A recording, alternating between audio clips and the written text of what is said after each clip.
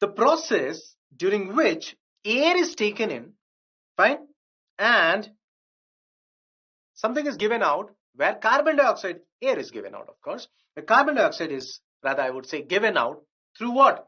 Nostrils. A very important organ involved in this process, lungs. Yes. So this is basically breathing.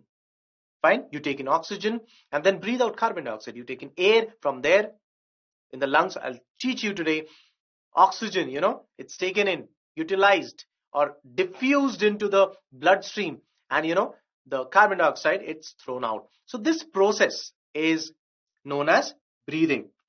Then the process by which food will be broken down, and with that, with the help of oxygen, which I just showed you in the previous slide, right?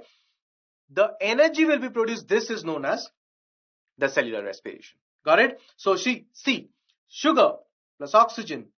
This is a very rough way of representation to show that this is cellular respiration. Here carbon dioxide is produced, okay? Water and energy will also be produced. That's the whole purpose behind this story of respiration, the cellular respiration. So once again, breathing, taking in air, throwing out the carbon dioxide, right? That's breathing process. And after this, what happens? We have food. That food which is digested now will be utilized, and there oxygen takes part, which helps in the production of the energy molecules, which is the ATP molecules, and that's cellular respiration. This is breathing. Got the point?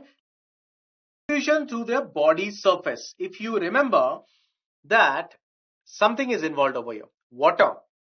It's a water flowing. It's a water which is flowing through the body of this organism, which helps in capturing of food and also the gaseous exchange. Fine.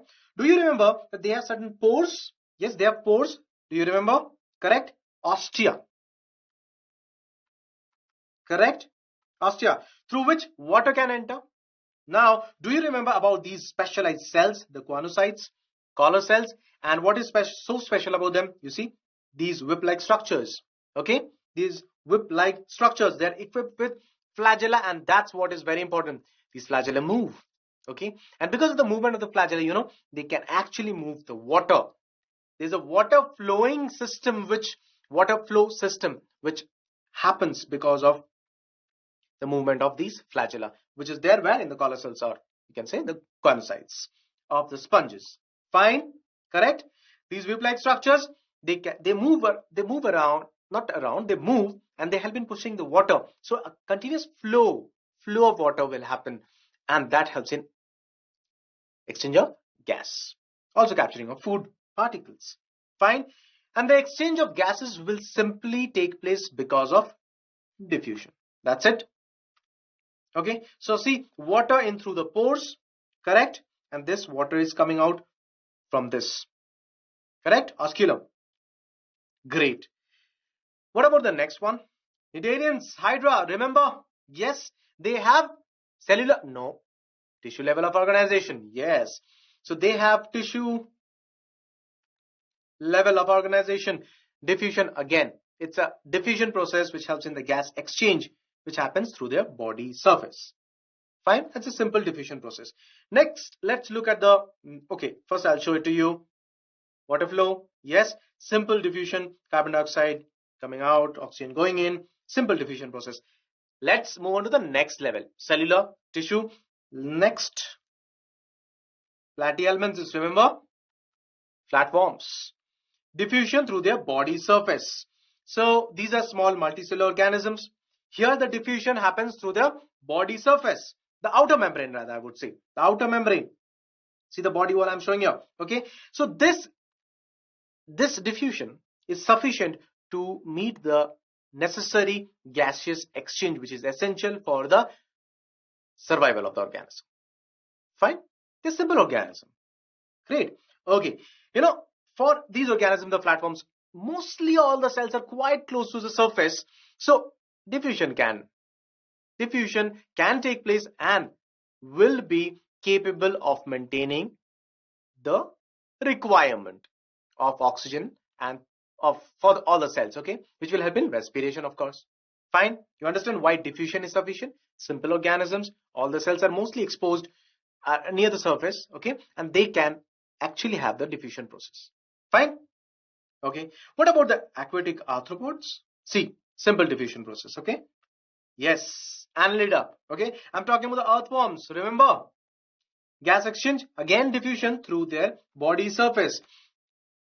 They breathe through their, tell me, skin.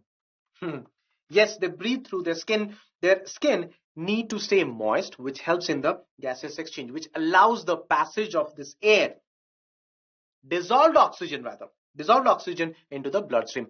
Do you see the flap-like structures? Yes, do you see the flap-like structures over there? What are they? They're known as the book gills. They are the book gills. They are seen in certain types of the aquatic arthropods. You know, then they're different from the book lungs, if you remember.